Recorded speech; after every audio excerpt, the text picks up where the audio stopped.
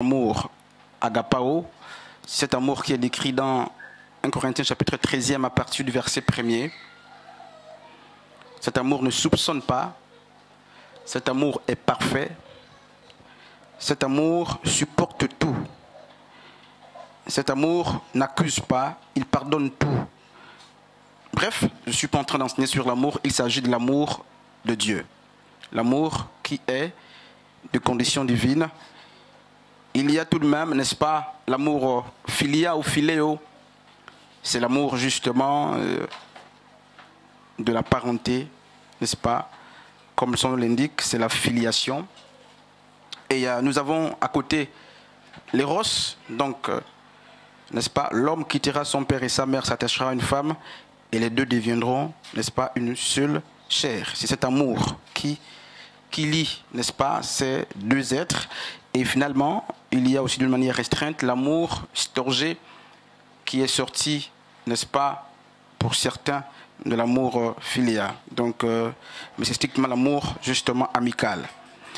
Mais l'exhortation de ce matin ne porte pas sur ces amours, mais il porte sur, n'est-ce pas, trois attributs de l'amour, n'est-ce pas, au regard des aptitudes, de trois aptitudes de Dieu. Nous parlons en fait, il y a plusieurs attributs de l'amour, plusieurs principes, plusieurs réalités dans l'amour, mais nous parlerons, n'est-ce pas, de trois attributs de l'amour, n'est-ce pas, comparativement à trois aptitudes ou trois, n'est-ce pas, principes de Dieu. Alors, trois aptitudes ou trois attributs de l'amour, c'est quel amour? Donc, peu importe le type d'amour en face de nous, il faut que cet amour ait ces trois attributs. Donc, qu'il s'agisse de l'amour storgé, qu'il s'agisse de l'amour philéo, qu'il s'agisse de l'amour éros, qu'il s'agisse de l'amour agapé, il faut bien qu'il y ait, n'est-ce pas, ces trois attributs. Et nous avons lu avec la sœur Marie le psaume 139, qui est une exclamation de la personne de David dans un contexte particulier, n'est-ce pas, de sa vie. Mais en fait, il est question d'un hymne que David fait monter du haut de son cœur ou du dedans de son cœur vers le Seigneur alors qu'il est en train de vivre une périodicité compliquée de sa vie. Et qu'est-ce qui se passe? On a lu 2 Samuel chapitre 16 à partir du verset 5 jusqu'au verset 6. Il se passe que ce psaume a été écrit dans un contexte particulier. Je le donne très vite, c'est une exhortation. David était doublement sous l'oppression. D'abord, sous l'oppression de Shimei, mais aussi sous l'oppression, n'est-ce pas, d'Absalom qui est son fils. Absalom veut renverser le pouvoir du père et David court, il s'enfuit. Pendant qu'il fuit, Shimei le maudit, est en train de le maudire. David se rend compte qu'il est entouré, n'est-ce pas, de méchants. Il est entouré de personnes qu'il pensait connaître, qu'il croyait connaître. Et il se rend compte que même Achitophel, qui était dans son administration, l'a quitté. David est donc, n'est-ce pas, oppressé, non seulement par quelques-uns des serviteurs, mais aussi par les gens de la maison, en l'occurrence Absalom qui a entraîné avec lui, n'est-ce pas, plusieurs étoiles ou plusieurs hommes, parmi lesquels Achitophel. Et en chemin, alors qu'il fuit, n'est-ce pas, l'oppression de son fils, Absalom, il va croiser un homme qui va sortir très vite pour le maudire, Shimei. C'est ce que dit 2 Samuel chapitre 16, le verset 5e jusqu'au verset 6. Et dans le psaume 139, si vous lisez bien, il y a trois vérités, n'est-ce pas, que David sort et nous allons les voir. Ces trois vérités, je vais justement les opposer ou du moins les aligner avec justement les attributs de Dieu. Et donc ces trois vérités sont les vérités qu'on trouve dans tout type d'amour. Si quelqu'un dit qu'il vous aime, vous devez tout de même vérifier, n'est-ce pas, ou, n'est-ce pas, fouiller, chercher à voir ces quelques attributs. Le premier, c'est que David nous apprend dans le psaume 139 une première vérité. Il dit que l'amour connaît ou cherche à connaître. Et je voudrais qu'on ouvre justement nos Bibles sur ce psaume et qu'on observe attentivement justement ce que David est en train de dire. Il dit, l'amour connaît. Alors qu'est-ce qui se passe? David, qui était berger, qui était un chef d'armée, se rend compte justement que il connaissait beaucoup de ceux qui étaient du milieu, de son milieu, n'est-ce pas? Mais ces derniers l'ont trahi, ces derniers, n'est-ce pas, ont quitté son camp pour un autre camp. Et l'hymne qui sort du cœur de David monte jusqu'au Père, jusqu'à Dieu.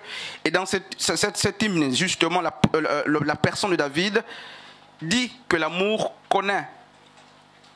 Mais il semble que l'amour que la personne de David avait pour les autres connaissait d'une manière très partielle, d'une manière justement très limitée. Et dans le psaume, au départ du psaume, David dit, Seigneur, tu connais tout.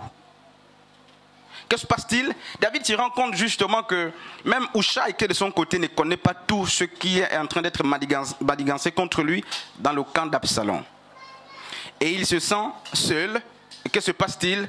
David va dire à Dieu, tu connais tout, tu connais toutes choses. Je ne sais pas si tu vas comprendre ce qui va se passer. Il dit, tu connais toutes choses.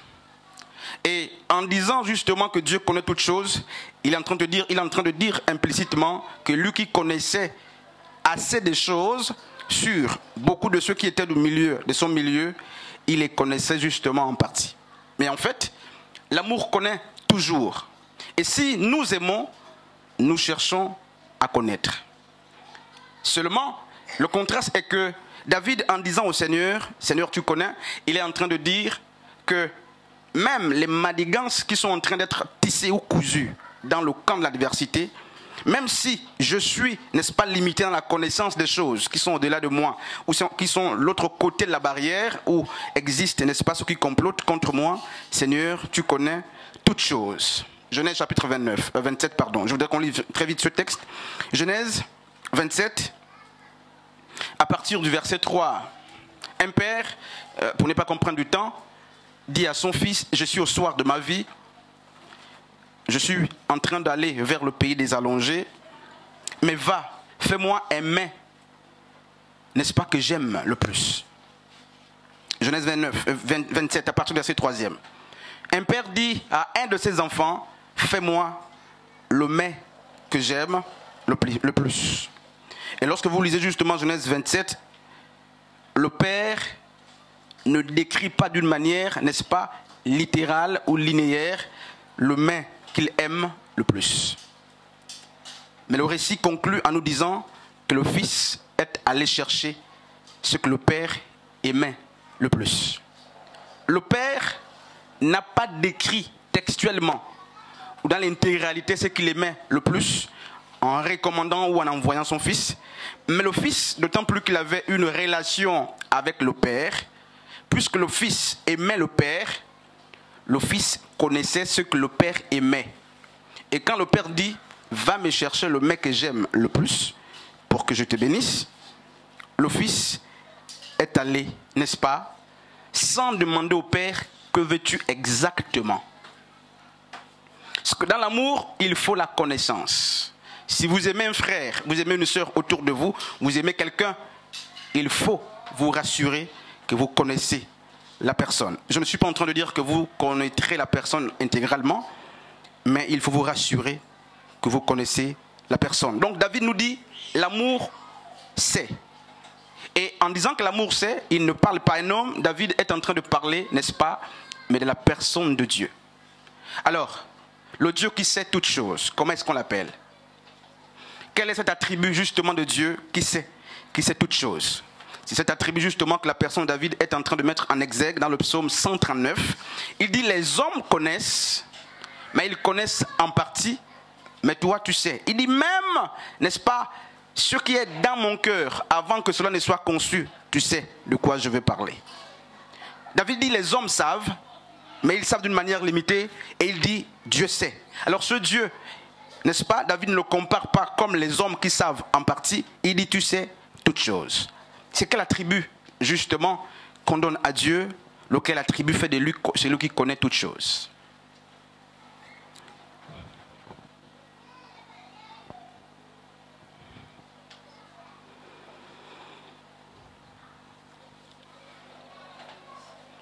C'est l'omniscience de Dieu. Amen. David est en train de dire que les hommes savent. Et je suis aussi venu te dire, n'est-ce pas, que les hommes peuvent savoir. Les hommes connaissent. Mais lorsqu'ils sont limités, n'est-ce pas, dans la connaissance, il y a l'omniscience de Dieu. Et lorsque David dit à Dieu, tu sais toutes choses, lorsque David, n'est-ce pas, fait remonter dans ces moments de douleur, l'omniscience de Dieu, il est en train de dire ce qu'il complote contre moi, que je ne sais pas, toi tu sais. Et lorsque Dieu qui est omniscient sait, même ce que vous ne savez pas, tantôt il vous le dit, tantôt il ne vous le dit pas. Et très souvent, et fort souvent, Dieu nous sort, n'est-ce pas, de plusieurs dangers comme cela, non pas que nous savons ou nous sachons toujours ce qui arrive, mais parce que Dieu sait. Il sait, et s'il ne te dit pas, ne te dit pas qu'il ne sait pas. Il y a plusieurs situations dans lesquelles Dieu nous a sortis à cause, n'est-ce pas, de son omniscience. Et quand vous allez plus loin, dans 1 Samuel chapitre 25, justement, la Bible nous parle d'Abigaël avec son mari. David va avec son armée demander de l'aide, n'est-ce pas, à la personne de Nabal. Et Nabal va refuser catégoriquement. Et David, justement, à cause de la nourriture, pour avoir été irrité ou frustré, David va chercher à livrer une bataille contre Nabal. Et qu'est-ce qui se passe pour les lecteurs de la Bible, si vous avez déjà lu l'histoire, qu'est-ce que la Bible dit sur Gaëla? La Bible dit ceci, sur merveille, la Bible dit quoi à ce niveau? La Bible dit que la femme de Nabal va sortir au devant de David pour dire, n'écoute pas Nabal, son comportement est comme son nom. Mais en fait, la femme de Nabal connaissait son mari. Et c'est pourquoi elle se présente pour défendre. Elle défend son mari sur la base de la connaissance qu'elle a de lui. Et grâce justement à la défense que la femme de Nabal apporte, Abigail, n'est-ce pas, qui connaissait son mari, mais David a épargné son mari de la mort. Frères et sœurs, est-ce que nous aimons? Je disais justement que ces attributs, on les trouve dans tout type d'amour. Que ce soit l'amour éros, storgé, philéo ou agapé. Il faut la connaissance. Non pas la connaissance seulement de la personne ou du sujet que vous aimez, mais il y a aussi la connaissance justement pour la personne que vous aimez. Et j'aimerais justement faire une nuance. Nous devons aimer les gens que nous connaissons, ou du moins nous devons connaître, je dis mieux, les gens que nous aimons, mais on ne doit pas s'arrêter à connaître les gens que nous aimons. Il faut qu'on connaisse aussi pour les gens qu'on aime. Qu'est-ce que je suis en train de dire?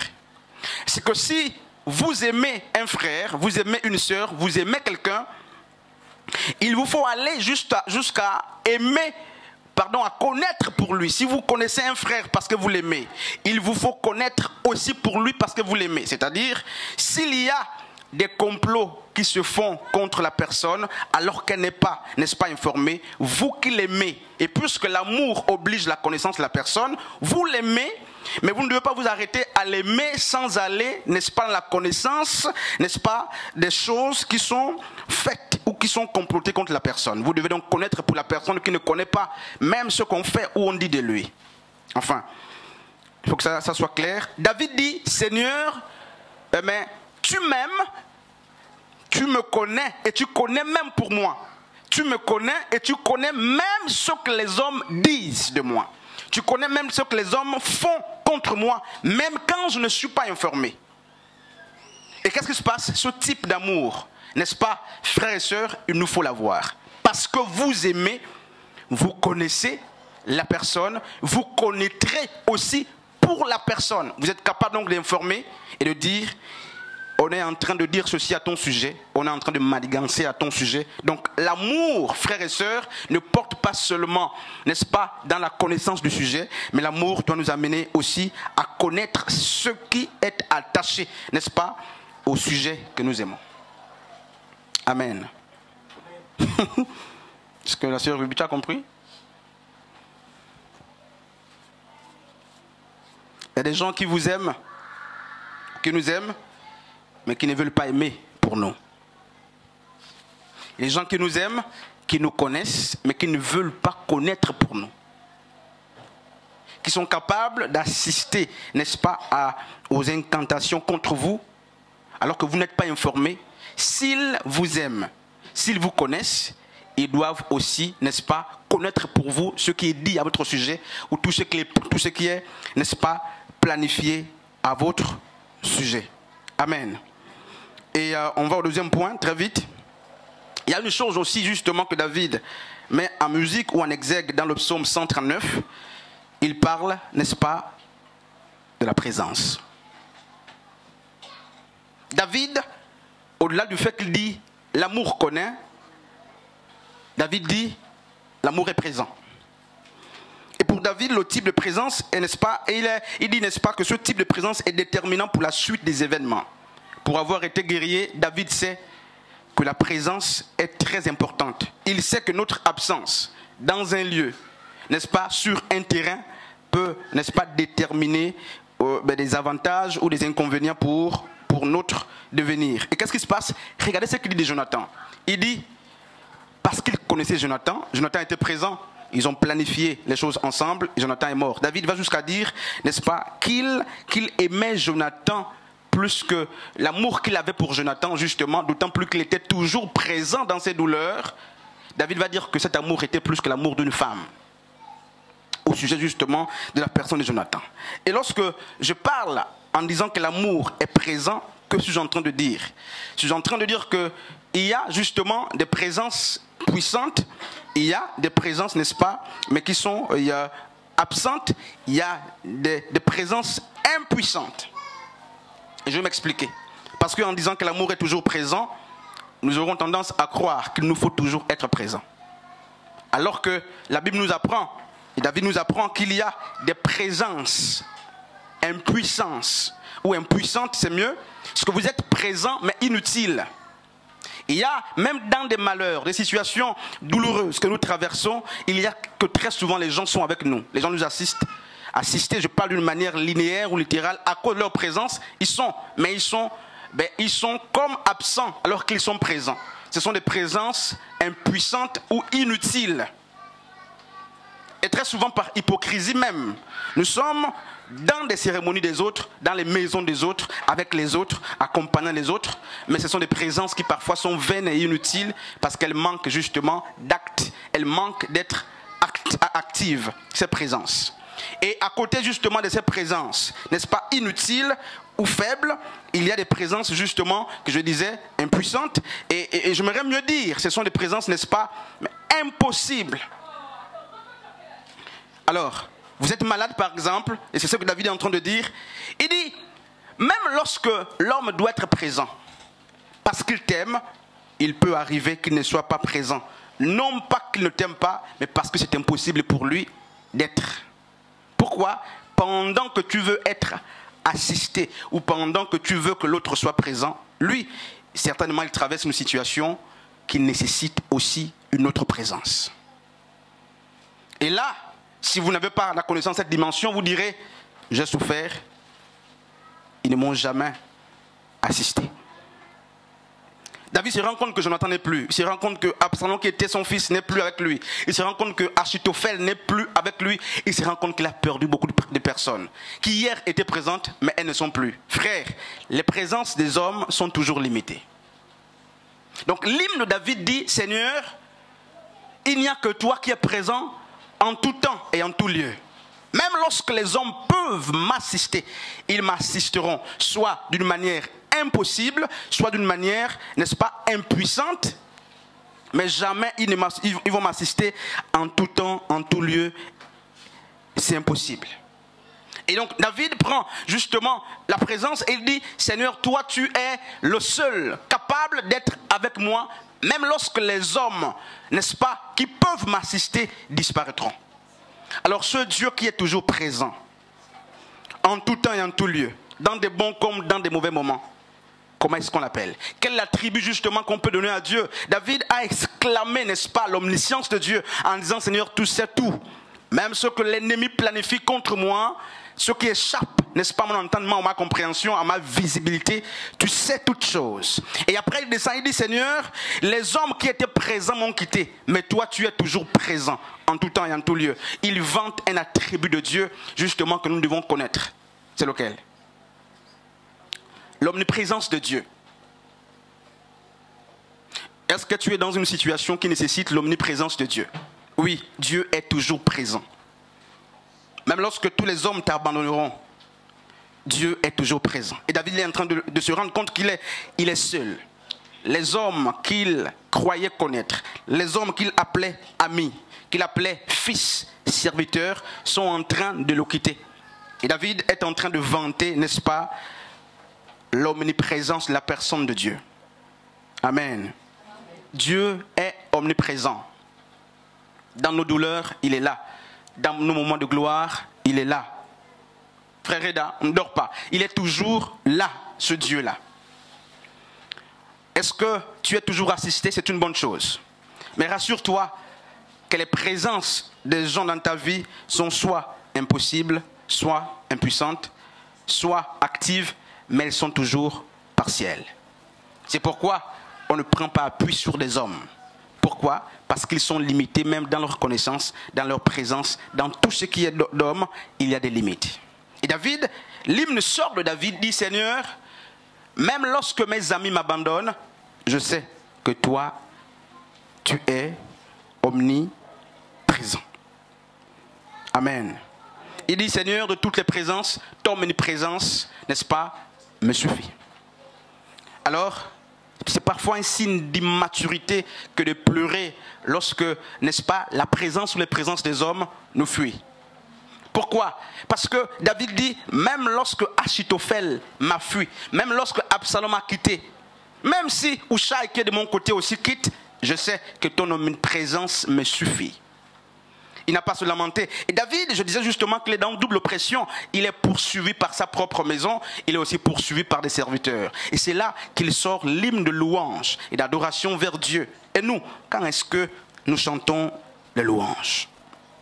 David, le psaume 139 dit, il était persécuté. Et c'est là que la louange est montée. David, en fait, voulait se rassurer, non pas par les Écritures ou par des prédicateurs, par lui-même. Il a fouillé dans son cœur, n'est-ce pas, les raisons qui l'amèneraient à croire et à avoir toujours la foi au Seigneur. Et quand il va au-dedans de lui, il se rend compte, mais il dit, tiens, il y a au-dedans de moi des vérités que je connais sur le Seigneur, l'omniprésence de Dieu. N'est-ce pas? L'omniprésence de Dieu est là. Donc, il se met sur ces attributs de Dieu et il lève la louange vers la personne de Dieu. Je voudrais justement qu'on finisse. Je disais que je devais prêcher en 30 minutes. J'ai encore 10 par là. Alors, David a montré ce Dieu qui est omniscient, qui connaît toutes choses. Même lorsque ses amis sont limités dans les informations. David a montré ce Dieu qui est omniprésent, même lorsqu'on peut l'abandonner. Et dans ce psaume, David va plus loin. Il parle justement, il parle aussi de l'omnipotence de Dieu. Alors, c'est quoi l'omnipotence de Dieu? Oui. Et notre attribut de Dieu est notre attribut de l'amour. L'amour c'est, l'amour est, et l'amour peut. David dit, Seigneur, chez les hommes, l'amour est. L'amour peut et l'amour fait. Mais il dit, l'amour qui fait chez les hommes est limité. L'amour qui est présent chez les hommes est limité. L'amour qui sait et qui peut chez les hommes est limité. C'est pourquoi il quitte la catégorie des hommes. Au-dedans de lui, il trouve un fauteuil ou un siège sur lequel il s'assied pour dire l'amour, même quand il ne peut pas chez les hommes, ou du moins l'amour qui peut chez les hommes quand il est limité. L'amour qui sait chez les hommes quand il est limité. L'amour qui peut chez les hommes, même quand il est limité, il y a chez Dieu l'amour qui sait et qui sait toujours, l'amour qui peut et qui peut toujours, l'amour justement, mais qui est et qui est toujours. Et ici, David va vanter l'omnipotence de Dieu. Il dit, Dieu peut toutes choses. Amen. Il est capable de toutes choses. Et j'aimerais justement lire avec nous un épisode de la vie de Lazare, Jean chapitre 11. On ne va pas lire Jésus apprend que Lazare, son ami, est malade. Et quelque temps après, Lazare va mourir. Et lorsque Jésus va se présenter devant la tombe de Lazare, vous connaissez le récit. Et j'aimerais finir par justement ces quelques lignes ici. Lazare signifie quoi, objectivement? Lazare signifie, en fait, l'Éternel est mon secours. C'est le nom de Lazare. Mais lorsqu'il souffrait, la famille de Lazare n'a pas pris le soin de changer le nom de Lazare comme, n'est-ce pas, l'a fait, ou l'ont fait plusieurs personnes. Les Naomi, qui est devenue Mara, vous connaissez l'histoire. M'appelez plus Naomi, appelez-moi Amère, Mara. Beaucoup aussi l'ont fait dans des tribulations ou des moments difficiles. Lazare est malade, mais personne ne change son nom. Son nom, c'est que l'Éternel est mon secours.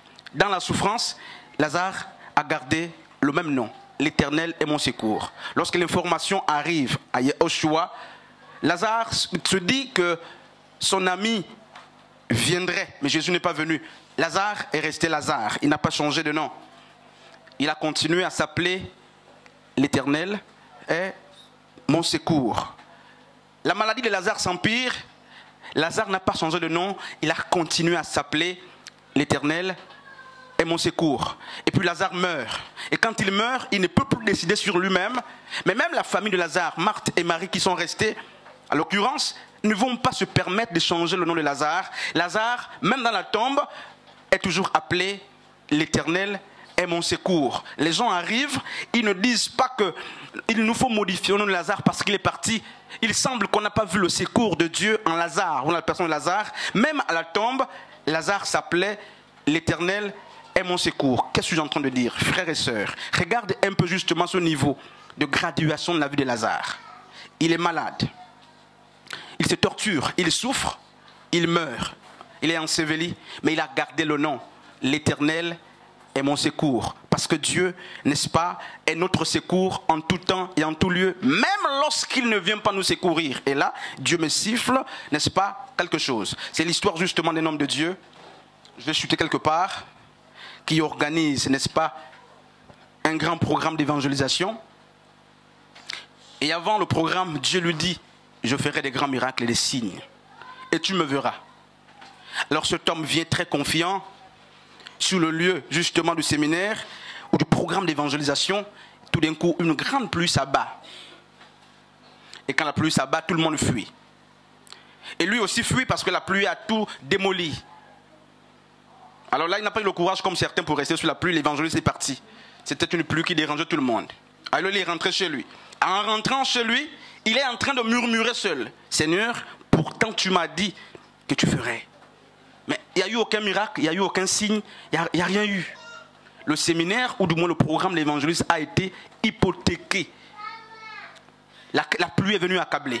Mais pendant qu'il rentre, quand il arrive chez lui alors qu'il était meurtri au-dedans de lui-même, il pleurait au-dedans de lui-même, sa femme sort pour lui dire, et tous les voisins disent, mais Dieu a fait des miracles. Mais il dit non, il n'y a rien eu comme miracle alors que, n'est-ce pas, le stade était totalement mouillé. Mais les voisins disent, mais ton Dieu a fait des grands miracles. Il faisait chaud. Il n'y avait pas, n'est-ce pas, le nuage n'était pas noir. Le ciel était clair. Il n'y avait rien. Mais tout d'un coup, ta maison prenait feu. Et la pluie est tombée. Dieu a fait un grand miracle. Et c'est là justement que l'évangéliste se met à genoux. Il dit à Dieu, il comprend justement ce que Dieu a dit. Que je ferai des grands miracles lorsque tu feras le programme. Mais en fait, qu'est-ce que je suis en train de dire? Je suis en train de dire ceci, frères et sœurs. Même lorsqu'une grande pluie s'abattra sur ta famille, sur ta vie, même quand tu ne comprendras pas les événements, sache que certainement Dieu est en train d'éteindre un feu quelque part. Cet évangéliste n'a pas compris que la pluie justement du stade était pour éteindre, n'est-ce pas, le feu qui était en train de consumer sa maison. Là, il y avait sa femme, ses enfants, les employés, tout le monde était là. Et très souvent, nous aussi, lorsqu'une pluie tombe, elle emporte avec elle, n'est-ce pas, nos demeures, nos biens. Alors que Dieu nous a promis, très souvent on ne se rend pas compte de quoi est-ce que Dieu nous parle. Pour cet évangéliste, il s'attendait à voir des miracles physiques, des démonstrations de puissance.